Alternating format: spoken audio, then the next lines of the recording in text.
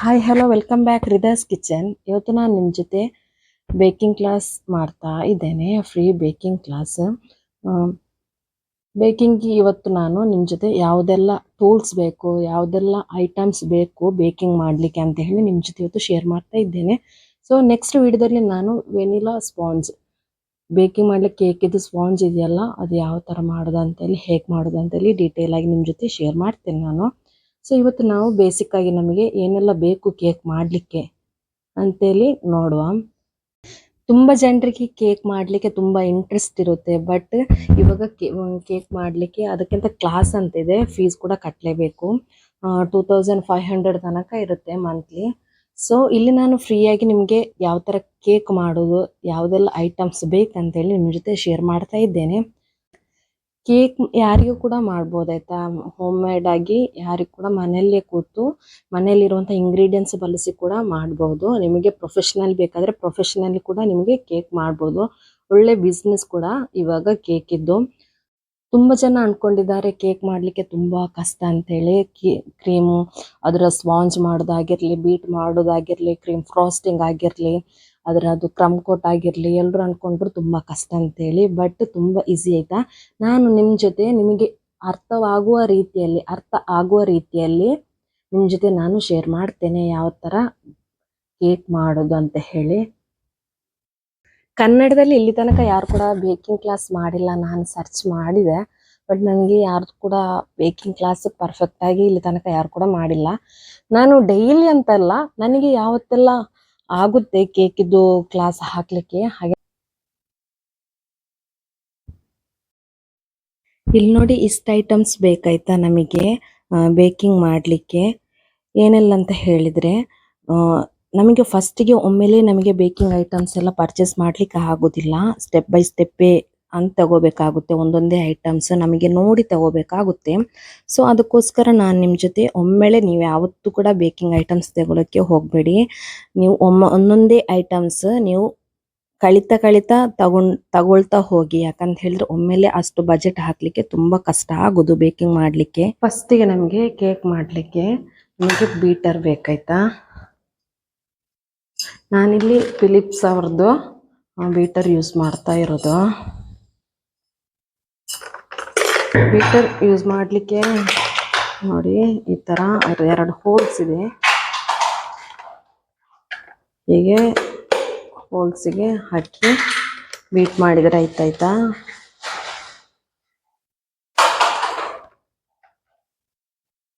ಹಾಗೆಯೇ ನೆಕ್ಸ್ಟ್ ನಮಗೆ baking powder, baking soda, cocoa powder, ಇದು 3 ಐಟಮ್ ಕೂಡ ಬೇಕಾಯ್ತಾ. ಇದು ನಾನೊಂದು ಡಬ್ಬದಲ್ಲಿ ಹಾಕಿಟ್ಟಿದ್ದೇನೆ. ಯಾಕಂತ ಹೇಳಿದರೆ ನಮಗೆ ಬೇಕಿಂಗ್ ಪೌಡರ್ ಮತ್ತು ಬೇಕಿಂಗ್ ಸೋಡಾ, ಕೋಕೋ ಪೌಡರ್ ಎಲ್ಲ ಹೇರ್ ಟೈಟ್ ಆಗಿರುವಂತಹ ಡಬ್ಬದಲ್ಲಿ ಹಾಕಿದರೆ ಬೆಸ್ಟ್. ಈ ಥರ ಓಪನ್ ಮಾಡಿಟ್ರೆ ಅದರ ಪವರ್ ಹೋಗುತ್ತೆ, ಅಂದರೆ ವರ್ಕ್ ಆಗಲ್ಲ ಬೇಕಿಂಗ್ ಸೋಡಲ್ಲ. ಅದಕ್ಕಾಗಿ ನಾವು ಈ ಥರ ಡಬ್ಬದಲ್ಲಿ ಹಾಕಿರಬೇಕು. ಬೇಕಿಂಗ್ ಸೋಡಾ ನೋಡಿ ಈ ಥರ ಬರುತ್ತೆ. ಇದರಲ್ಲಿ ಬೇರೆ ಬೇರೆ ಬ್ರ್ಯಾಂಡ್ಸ್ ಇದೆ ಆಯಿತಾ, ನಿಮಗೆ ಯಾವ ಬ್ರ್ಯಾಂಡ್ ಕೂಡ ಯೂಸ್ ಮಾಡ್ಬೋದು. ಬೇಕಿಂಗ್ ಸೋಡಾ ಮತ್ತು ಬೇಕಿಂಗ್ ಪೌಡರ್ ಇದೆಯಲ್ಲ, ಈ ಥರ ಉಂಟಲ್ಲ ಪ್ಯಾಕೆಟಲ್ಲಿ ಬರೋದು. ನಾನು ಈ ಥರ ಗೊತ್ತಾಗ್ಲಿಕ್ಕೋಸ್ಕರ ನಾನು ಬೇಕಿಂಗ್ ಸೋಡಾ, ಬೇಕಿಂಗ್ ಪೌಡರ್ 2 ಕೂಡ ಈ ಥರ ಡಬ್ಬದಲ್ಲಿ ಹೆಸರು ಬರೆದಿಟ್ಟಿರ್ತೇನೆ. ಆವಾಗ ನಮಗೆ ಗೊತ್ತಾಗುತ್ತೆ ಯಾವುದೆಲ್ಲ ಅಂತ ಹೇಳಿ. ನಂತರ ನಮಗೆ ಬಟರ್ ಪೇಪರ್ ಬೇಕಾಯ್ತಾ. ಈ ಥರದ್ದು ನಮಗೆ ಯಾವ ಶೇಪಲ್ಲಿ ಬೇಕು ಆ ಶೇಪಲ್ಲಿ ಕಟ್ ಮಾಡಿದರೆ ಆಯಿತು. ಈ ಥರದ್ದು ಶೀಟ್ ಬರುತ್ತೆ ಬಟರ್ ಪೇಪರ್. ನಂತರ ಮೈನಾಗಿ ಬೇಕಾಗಿರೋದು ಮೆಜರಿಂಗ್ ಕಪ್ ಆಯಿತಾ. ನಾನಿಲ್ಲಿ ಈ ಥರದ್ದು 2 ಮೆಜರಿಂಗ್ ಕಪ್ ಯೂಸ್ ಮಾಡ್ತೇನೆ. ಮೈನ್ ಇಂಪಾರ್ಟೆಂಟ್ ಬೇಕು. ನೆಕ್ಸ್ಟ್ ನಮಗೆ ಬೇಕಾಗಿರೋದು ಪ್ಯಾಲೆಟ್ ನೈಫ್. ಇದು ಪ್ಯಾಲೆಟ್ ನೈಫ್ ಅಂತ ಇದಕ್ಕೆ ನಾವು ಹೇಳ್ತೇವೆ. ನಮಗೆ ಈ ಥರದ್ದು 2 ಪ್ಯಾಲೆಟ್ ನೈಫ್ ಇದ್ದರೆ ಸಾಕು. ಆಲ್ಮೋಸ್ಟ್ ನಮಗೆ ಎಷ್ಟು ದೊಡ್ಡ ಕೇಕ್ ಇದ್ದರೂ ಕೂಡ ನಮಗೆ ಫಿನಿಶ್ ಮಾಡ್ಕೊಳ್ಬೋದು ಚೆನ್ನಾಗಿ, ಅದರ ಶಾರ್ಪ್ ಎಡ್ಜ್ ಕೊಡ್ಬೋದು. ಈ ಪ್ಯಾಲೆಟ್ ನೈಫ್ ಇದೆಯಲ್ಲ, ನಮಗೆ ಕ್ರೀಮ್ ಫ್ರೋಸ್ಟಿಂಗ್ ಮಾಡಲಿಕ್ಕೆ, ಶಾರ್ಪ್ ಎಡ್ಜ್ ಕೊಡಲಿಕ್ಕೆ, ಫಿನಿಶಿಂಗ್ ಮಾಡಲಿಕ್ಕೆಲ್ಲ ತುಂಬ ಯೂಸ್ ಆಗುವಂಥದ್ದು. ಫಿಲ್ಲಿಂಗ್ ಮಾಡುವಾಗೆಲ್ಲ ಈ ಥರದ್ದು ಪ್ಯಾಲೆಟ್ ನೈಫ್ ಬರುತ್ತೈತಾ. ಬಟ್ ಇದು ಯೂಸ್ ಆಗಲ್ಲ, ಸುಮ್ಮನೆ ಕೆಲವೊಮ್ಮೆ ಡಿಸೈನ್ಸಿಗೆ ಮಾತ್ರ ಇದು ಯೂಸ್ ಆಗೋದು. ಈ ಥರದ್ದು ಪ್ಯಾಲೆಟ್ ನೈಫ್ ನೀವು ಯಾವತ್ತೂ ಕೂಡ ಪರ್ಚೇಸ್ ಮಾಡಲಿಕ್ಕೆ ಹೋಗಬೇಡಿ, ಇದು ವೇಸ್ಟ್ ಆಯಿತಾ. ಹಾಗೆಯೇ ಇದು ಸೆರೆಟೆಡ್ ನೈಫ್ ಅಂತ ಹೇಳ್ತೇವೆ ನಾವು. ಬೇಕಿಂಗ್ ಸ್ಪಾಂಜ್ ಮಾಡಿರ್ತೇವಲ್ವ, ಎಗ್ ಸ್ಪಾಂಜ್, ಅದನ್ನು ನಮಗೆ ಕಟ್ ಮಾಡಲಿಕ್ಕೆ 3 ಲೇಯರ್ಸ್ ಆಗಿ ಕಟ್ ಮಾಡಲಿಕ್ಕೆ ನಾವು ಈ ಥರದ್ದು ಸೆರೆಟೆಡ್ ನೈಫ್ ನಾವಿಲ್ಲಿ ಯೂಸ್ ಮಾಡೋದು. ಅದು ಪ್ಯಾಲೆಟ್ ನೈಫ್ ತುಂಬ ಯೂಸ್ ಆಗೋದಾಯ್ತಾ. ಇದು ಸ್ಪ್ಯಾಚುಲಾ ಅಂತ ಹೇಳ್ತೇವೆ ನಾವು. ಈ ಥರದ್ದು ಪ್ಲಾಸ್ಟಿಕ್ ಆಗಿ ಬರುತ್ತೆ. ಈ ಥರದ್ದು ಸ್ಪ್ಯಾಚುಲಾ ತುಂಬ ಯೂಸ್ ಆಗೋದಾಯ್ತಾ ನಮಗೆ. ಕೇಕ್ ಬೀಟ್ ಮಾಡಿಟ್ಟಿರ್ತೇವಲ್ಲ ಅದನ್ನು ನಮಗೆ ಬ್ಯಾಟರ್ ಮಿಕ್ಸ್ ಮಾಡಲಿಕ್ಕೆ. ಇಲ್ಲ ಅಂತ ಹೇಳಿದ್ರೆ ಈ ಥರದ್ದು ಸ್ಟೀಲ್ ಸ್ಪೂನ್ ಅಂತ ಆದ್ರೆ, ಸ್ಟೀಲ್ ಇದ್ದು ಸೌಟೆಲ್ಲ ಆದರೆ ಬ್ಯಾಟರ್ ನಮಗೆ ಹಾಲಾಗಿ ಹೋಗೋದು. ನಮಗೆ ಫ್ಲಫಿಯಾಗಿ ಹೈಟ್ ಇಷ್ಟು ಹೈಟ್ ಬರುತ್ತಲ್ಲ, ಇಷ್ಟು ಹೈಟಾಗಿ ನಮಗೆ ಬರೋದಿಲ್ಲ, ಗಟ್ಟಿಯಾಗಿ ನಮಗೆ ಬರ್ತದೆ ಎಗ್ ಸ್ಪಾಂಜ್. ಸೊ ಅದಕ್ಕಾಗಿ ನಾನು ಹೇಳ್ತಿರೋದು ಈ ಥರದ್ದು ಸ್ಪ್ಯಾಚುಲಾ ಬೆಸ್ಟ್ ಅಂತ ಹೇಳಿ. ನಂತರ ನಾವು ಪೈಪಿಂಗ್ ಬ್ಯಾಗ್ ನಾನು ನಿಮ್ಮ ಜೊತೆ ತೋರಿಸ್ತೇನೆ ನೋಡಿ. ಈ ಥರದ್ದು ಪೈಪಿಂಗ್ ಬ್ಯಾಗ್ ನಾವಿಲ್ಲಿ ಯೂಸ್ ಮಾಡಬೇಕು. ಇದು ನಮಗೆ ಕೇಕ್ ಡಿಸೈನ್ ಮಾಡಲಿಕ್ಕೆ, ಫ್ರೋಸ್ಟಿಂಗ್ ಮಾಡುವಾಗ ಕೇಕ್ ಕೆಲವೊಮ್ಮೆ ಕ್ರೀಮು ಈ ಪೈಪಿಂಗ್ ಬ್ಯಾಗಲ್ಲಿ ಸ್ಪಾಂಜಿಗೆ ಅಪ್ಲೈ ಮಾಡ್ತಾರೆ. ಅದಕ್ಕೆಲ್ಲ ನಾವು ಈ ಪೈಪಿಂಗ್ ಬ್ಯಾಗ್ ನಾವಿಲ್ಲಿ ಯೂಸ್ ಮಾಡೋದು. ಈ ಥರದ್ದು ಡಿಸೈನ್ಸ್ ಎಲ್ಲ ಮಾಡಲಿಕ್ಕೆ ತುಂಬ ಈಸಿ ಆಗೋದಾಯ್ತಾ.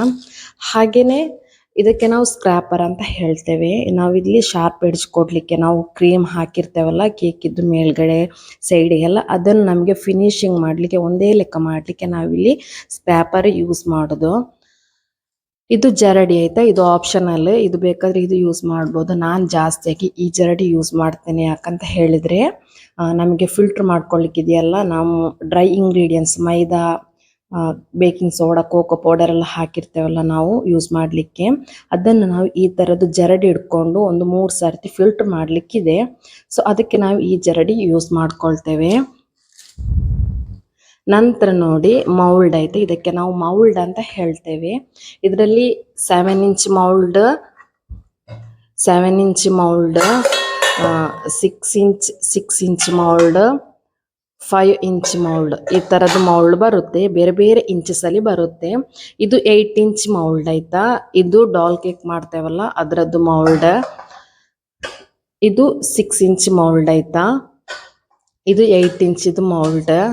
ಇದೆಲ್ಲ ನಮಗೆ ರೌಂಡ್ ಶೇಪಲ್ಲಿ ಹೈಟಲ್ಲಿ ಎಲ್ಲ ಕೇಕ್ ಮಾಡಲಿಕ್ಕೆ ಬರುತ್ತಲ್ಲ, ಅವಾಗ ನಮಗೆ ಯೂಸ್ ಆಗುವಂಥದ್ದು ಮೌಲ್ಡ್ ಇದೆಲ್ಲ. ನಮಗೆ ಕೇಕ್ ನಾವು ಫಿಲ್ಟ್ರ್ ಮಾಡಲಿಕ್ಕೆ ಡ್ರೈ ಇಂಗ್ರೀಡಿಯೆಂಟ್ಸ್ ಇದೆಯಲ್ಲ ಅದು ಫಿಲ್ಟ್ರ್ ಮಾಡಲಿಕ್ಕೆ ಮೈದಾ ಅಲ್ಲ, ಮತ್ತೇನೆ ನಾವು ವಿಪ್ಪಿಂಗ್ ಕ್ರೀಮು ಬೀಟ್ ಮಾಡಲಿಕ್ಕೆಲ್ಲ ನಾವು ಈ ಥರದ್ದು ಬೌಲ್ ಯೂಸ್ ಮಾಡ್ಕೊಳ್ತೇವೆ. ಪ್ಲಾಸ್ಟಿಕ್ ಇದ್ದಿದ್ರು ಪ್ಲಾಸ್ಟಿಕ್ ಆಗ್ಬೋದು, ಇಲ್ಲಂತ ಹೇಳಿದ್ರೆ ಈ ಥರದ್ದು ಗಾಜಿಂದಿದ್ರೆ ಗಾಜಿಂದು ಹಾಕ್ಬೋದು. ಯಾವತ್ತು ನಿಮ್ಮ ಹತ್ರ ಸ್ಟೀಲ್ ಇದ್ರೆ ಸ್ಟೀಲ್ ಕೂಡ ಯೂಸ್ ಮಾಡ್ಬೋದು ನಿಮಗೆ. ಇದರಲ್ಲಿ ನಾವು ಬೀಟ್ ಮಾಡುವಂಥದ್ದು ಡ್ರೈ ಇಂಗ್ರೀಡಿಯೆಂಟ್ಸ್ ಎಲ್ಲ ಫಿಲ್ಟರ್ ಮಾಡ್ಕೊಳ್ಳುವಂಥದ್ದು ಇದು. ಈ ಥರದ್ದೇ ಬೇಕು, ಬೆಸ್ಟ್. ಬೇರೆ ಯಾವುದು ಕೂಡ ಆಗಲ್ಲ. ಸ್ಟೀಲ್ ಇದ್ರೆ ಸ್ಟೀಲ್ ಇದು ಕೂಡ ಆಗ್ಬೋದು. ಈ ಥರದ್ದು ಸ್ವಲ್ಪ ಅಗಾಲ ಇರುವಂತಹ ಪಾತ್ರೆನೇ ಆಗಿರಬೇಕು. ಇದರಲ್ಲಿ ನಮಗೆ 1/2 kg ಕ್ರೀಮು ಬೀಟ್ ಮಾಡ್ಲಿಕ್ಕೆ ಆಗುತ್ತೆ. 1 kgದು ಆಗಲ್ಲ, 1 kgದು ಇದಕ್ಕಿಂತ ದೊಡ್ಡದು ಬೇಕು. ನಂತರ ಇದು ಸ್ಕ್ವೇರ್ ಕೇಕ್ ಮಾಡಲಿಕ್ಕೆ ನಾವು ಯೂಸ್ ಮಾಡುವಂಥದ್ದು ಮೌಲ್ಡ್ ಆಯಿತಾ, 8 ಇಂಚಿದ್ದು ಇಷ್ಟು ಬೇಕು. ಹಾಗೆಯೇ ಇಲ್ಲಿ ನೋಡಿ ಈ ಥರದ್ದು ಮೌಲ್ಡ್ ಬರುತ್ತೆ ಶಾಪಲ್ಲಿ. ಈ ಥರದ್ದು ಮೌಲ್ಡ್ ಯಾರು ಕೂಡ ಪರ್ಚೇಸ್ ಮಾಡಲಿಕ್ಕೆ ಹೋಗಬೇಡಿ ಆಯಿತಾ. ಯಾಕಂತ ಹೇಳಿದರೆ ಇದು ಸೈಡಲ್ಲಿ ನೋಡಿ ಇಲ್ಲಿ ಕ್ಲಿಪ್ ಇದೆ, ಈ ಕ್ಲಿಪ್ ಯೂಸ್ ಮಾಡಿ ತೆಗೆಯುವಂಥದ್ದು ನೋಡಿ. ಈ ಥರ ತೆಗೆದು ಯೂಸ್ ಮಾಡುವಂಥದ್ದು. ಬಟ್ ಏನು ಗೊತ್ತಾ, ಇದರಲ್ಲಿ ನಾವು ಬ್ಯಾಟರ್ ಹಾಕಿದರೆ ಕೆಲವೊಮ್ಮೆ ಲೀಕ್ ಆಗುವ ಚಾನ್ಸಸ್ ತುಂಬ ಇರುತ್ತೆ ಆಯಿತಾ. ಈ ಸೈಡಲ್ಲಿ ಎಲ್ಲ ಲೀಕ್ ಆಗಿರುತ್ತೆ. ಸೊ ಅದಕ್ಕೋಸ್ಕರ ನಾನು ಹೇಳ್ತಿದ್ದೇನೆ, ಈ ಮೌಲ್ಡ್ ಯಾರು ಕೂಡ ಪರ್ಚೇಸ್ ಮಾಡಲಿಕ್ಕೆ ಹೋಗಬೇಡಿ. ವೇಸ್ಟ್ ಆಯಿತಾ, ಮನಿ ವೇಸ್ಟ್, ಟೈಮ್ ವೇಸ್ಟ್. ನಾವು ಮಾಡಿರುವಂತಹ ಕೇಕ್ ಕೂಡ ವೇಸ್ಟ್ ಆಗುತ್ತೆ, ನಾವು ಹಾಕಿರುವಂಥ ಟೈಮ್ ಕೂಡ ವೇಸ್ಟ್ ಆಗುತ್ತೆ. ಸೊ ಅದಕ್ಕಾಗಿ ನಾನು ಹೇಳ್ತಿದ್ದೇನೆ, ಈ ಮೌಲ್ಡ್ ಯಾರು ಕೂಡ ತೆಗಿಲಿಕ್ಕೆ ಹೋಗಬೇಡಿ. ನಿಮಗೆ ಬೆಸ್ಟ್ ಯಾವುದಂತ ಹೇಳಿದರೆ ಸ್ಟೀಲ್ ಇದ್ದೇ ಮೌಲ್ಡ್, ಈ ಥರದ್ದು ಮೌಲ್ಡೇ ನೀವು ಪರ್ಚೇಸ್ ಮಾಡಿ ಬೇಕ್ ಮಾಡಲಿಕ್ಕೆ. ಸೊ ಇಷ್ಟು ನಮಗೆ ಮೈನಾಗಿ ನಮಗೆ ಐಟಮ್ಸ್ ಬೇಕು ಕೇಕ್ ಮಾಡಲಿಕ್ಕೆ. ಸೊ ಮುಂದಿನ ವಿಡಿಯೋದಲ್ಲಿ ನಾನು ಯಾವ ಥರ ಸ್ಪಾಂಜ್ ಮಾಡೋದಂತೇಳಿ ಶೇರ್ ಮಾಡ್ತೇನೆ. ಸೊ ಈ ವಿಡಿಯೋ ನಿಮಗೆ ಇಷ್ಟ ಆದರೆ ಲೈಕ್ ಮಾಡಿ, ಶೇರ್ ಮಾಡಿ, ಕಾಮೆಂಟ್ ಮಾಡಿ ಹಾಗೂ ಸಬ್ಸ್ಕ್ರೈಬ್ ಮಾಡೋದನ್ನು ಮಾತ್ರ ಮರಿಬೇಡಿ. ನೀವು ಸಬ್ಸ್ಕ್ರೈಬ್ ಮಾಡಿ ಸಪೋರ್ಟ್ ಮಾಡಿದರೆ ನನಗೆ ಇನ್ನೂ ಕೂಡ ಬೇಕಿಂಗಿದ್ದು ಕ್ಲಾಸ್ ಡೀಟೇಲ್ಡ್ ನಿಮ್ಮ ಜೊತೆ ಶೇರ್ ಮಾಡಲಿಕ್ಕೆ ಸಪೋರ್ಟ್ ಮಾಡಿದಾಗೆ ಆಗುತ್ತೆ. ಸೊ ಅದಕ್ಕೋಸ್ಕರ ನಾನು ಹೇಳ್ತಿದ್ದೇನೆ, ಸಪೋರ್ಟ್ ಮಾಡಿ ಸಬ್ಸ್ಕ್ರೈಬ್ ಮಾಡಿ ಅಂತ ಹೇಳಿ. ಸೊ ಇವತ್ತಿನ ವಿಡಿಯೋ ನಿಮಗೆ ಇಷ್ಟವಾಗಿದೆ ಅಂತ ಅಂದ್ಕೊಳ್ತೇನೆ. ವಿಡಿಯೋ ಇಷ್ಟ ಆದರೆ ಲೈಕ್ ಮಾಡಿ, ಶೇರ್ ಮಾಡಿ, ಕಾಮೆಂಟ್ ಮಾಡಿ ಹಾಗೂ ಸಬ್ಸ್ಕ್ರೈಬ್ ಮಾಡೋದನ್ನು ಮಾತ್ರ ಮರಿಬೇಡಿ ಆಯಿತಾ. Thank you, bye bye.